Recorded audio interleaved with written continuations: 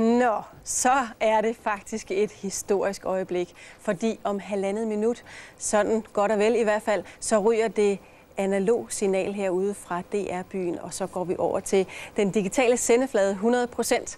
Og her i telefonen, der har jeg faktisk en tekniker, Jan Petersen. Jan, er du der? Og han siger, ja, I kan ikke høre noget som helst, men vi har sendt ham ned i kælderen, fordi han skal derned.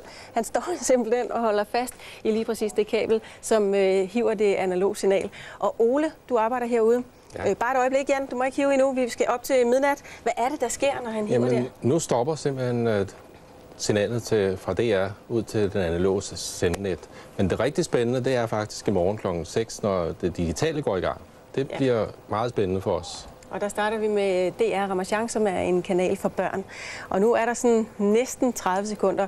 Og så vil det altså gå sådan for jer, der kun har analog derhjemme, så kan I ikke se os mere.